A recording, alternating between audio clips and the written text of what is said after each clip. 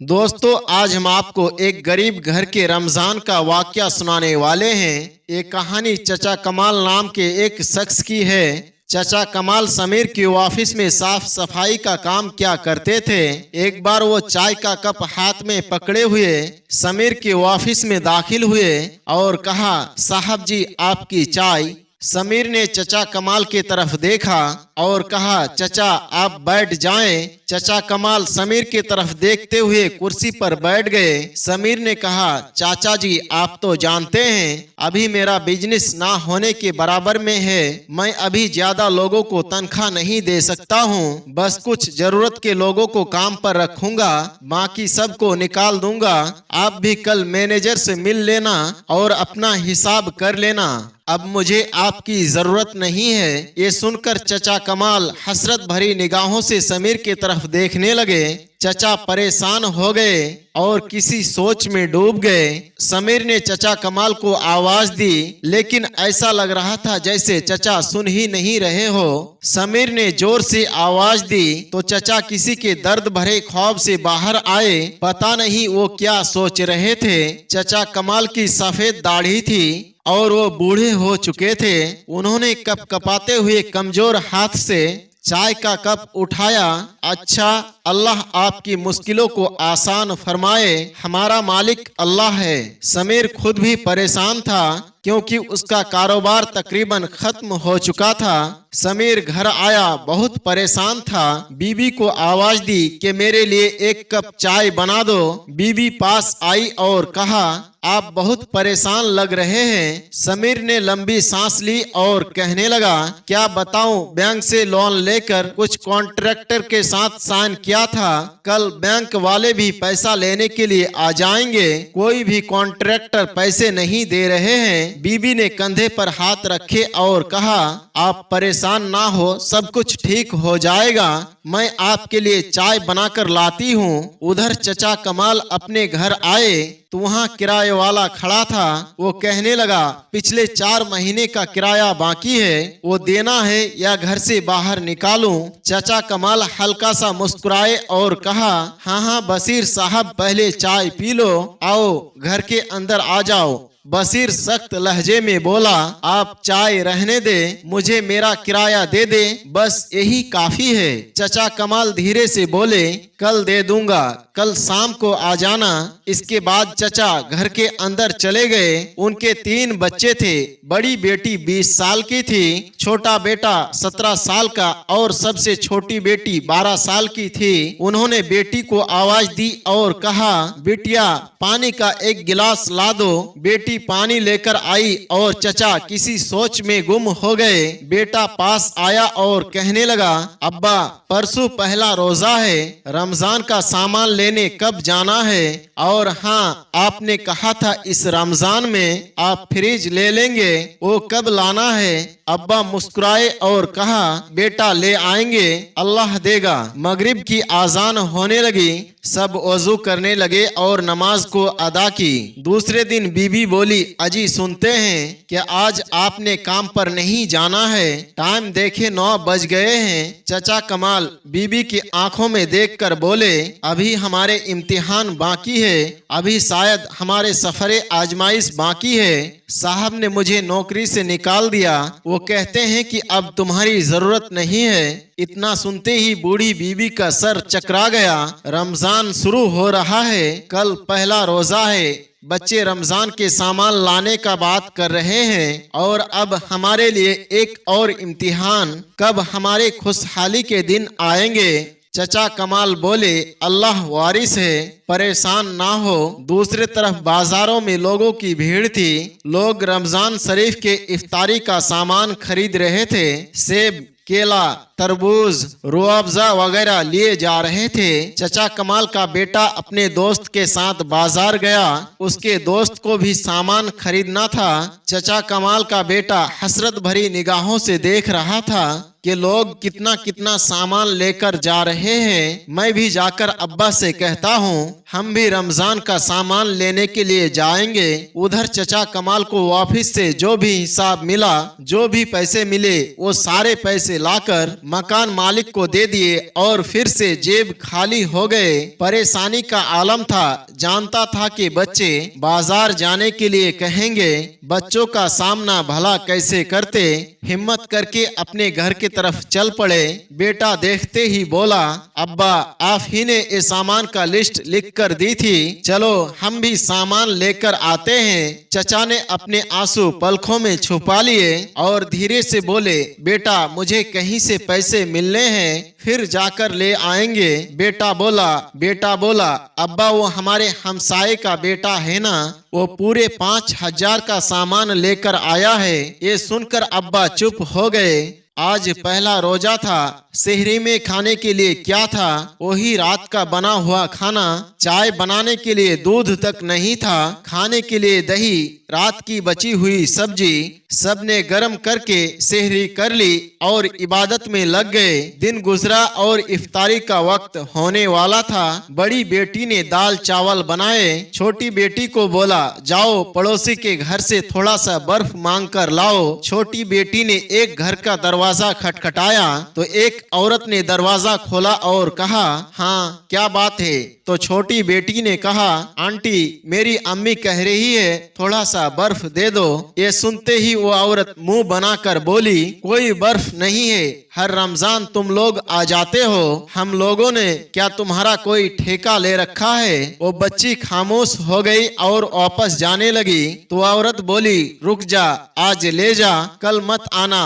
वो बच्ची घर आई, अपनी बड़ी बहन को बर्फ दिया और कहे, आंटी ने बहुत बात कही, कल से मैं बर्फ लेने नहीं जाऊंगी। बड़ी बहन बात समझ सकती थी, वो खामोश हो गई। सब इफ्तारी करने के लिए बैठ गए। पानी और चंद खजूरे दस्तरखान पर रखे हुए थे। अजान हुई तो सब लोग इफ्तारी करने लगे। छोटी बेटी बोली, अब्बा जिनके घर में बर्फ लेने गई थी ना, वो सेब वाला जूस बना रहे थे। उन्होंने बहुत सारे फ्रूट काटे हुए थे। वो नारियल वाला मीठा पानी होता है ना, वो बना रहे थे। अब्बा हमको भी लाकर दो ना। चचा कमाल ने सर पर हाथ फेरा और कहा, मेरी बच्ची अल्लाह देगा। बेटा कहने लगे, अब्बा मैं कल से मस्जिद में इफ्तारी क्या करूंगा? वहाँ के लोग बहुत सारा सामान देते हैं। माँ धीरे से बोली, कोई जरूरत नहीं है, घर पर ही इफ्तारी करो। देखते देखते 10 रोजे गुजर गए। बच्चे रोजाना पकोड़े, समोसे या फल फ्रूट के लिए कहते, अब्बा हर रोज टाल देता। बेटा जिद करने लगा कि अब्बा रोजाना गर्म पानी से इफ्तार करते हैं, कुछ भी नहीं है हमारे घर में, हमको आज सेब केले लाकर दे दो। चचा कमाल ये सुनकर मुस्कुराने लगे और कहा, अच्छा मैं बाजार जाता हूँ और लेकर आता हूँ। चचा कमाल बाजार गए। उनके पास सिर्फ 30 रुपए थे। उन्होंने एक फल वाले से पूछा, ये सेब कितने रुपए किलो है? ये वाले 300 के हैं और ये वाले 350 के हैं। हर चीज का रेट बहुत ज्यादा था। चचा कमाल ये सुनकर खामोश हो गए और फिर बोले, ये 30 रुपए ले लो और इसके जितने सेब आते हैं मुझे दे दो।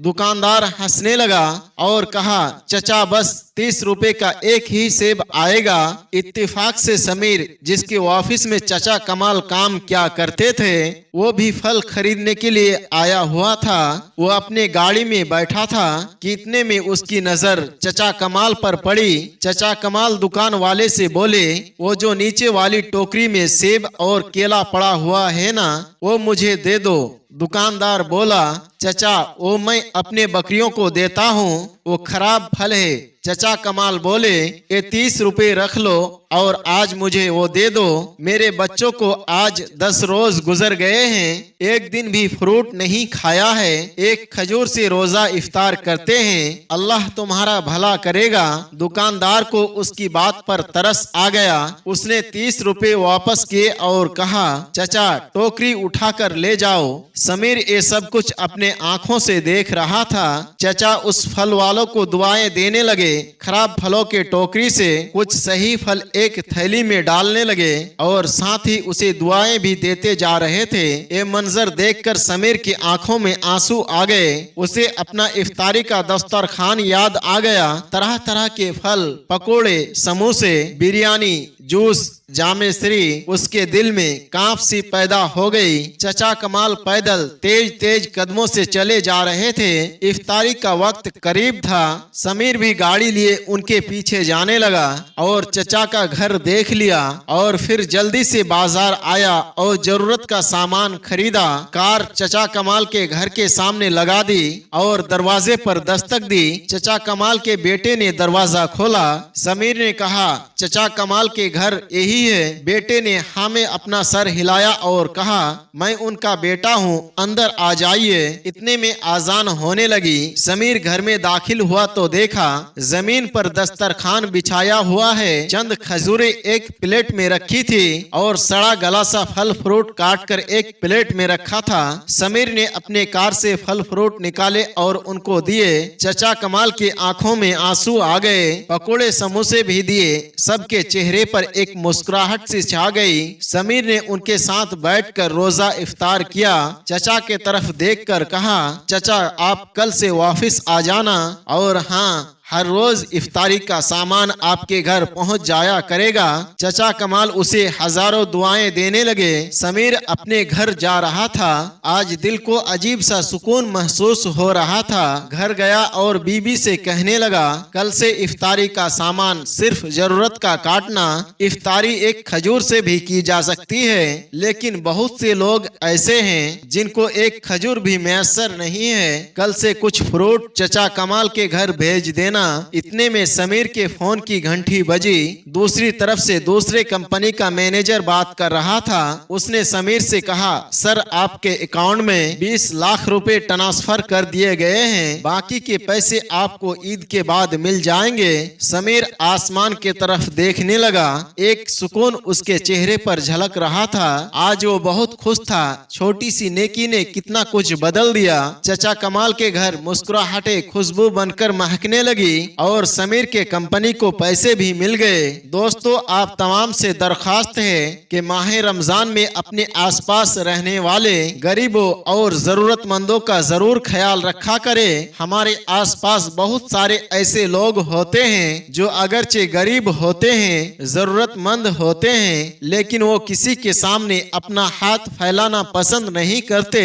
अपने माशरे में ऐसे जरूरतमंदों को आप खुद तलाश करें और उनकी मदद करने की कोशिश करें। यकीनन असल माह रमजान यही है कि आप अपने रोजों, अपने सहरी और इफ्तार के साथ अपने गरीब और जरूरतमंद भाइयों और बहनों का भी ख्याल रखा करें। दोस्तों, आज की वीडियो में बस इतना ही। आज की ये वीडियो आपको कैसी लगी? इस वीडियो के जरिए हम आपको जो पैगाम देना चाहते हैं, उम्मीद है आप तक वो पैगाम बआसानी पहुंच गया होगा। आज के वीडियो के बारे में आपकी क्या राय है? कमेंट बॉक्स में जाकर जरूर कमेंट करें। आज की इस वीडियो को अपने दोस्त अहबाब के साथ शेयर करना ना भूले।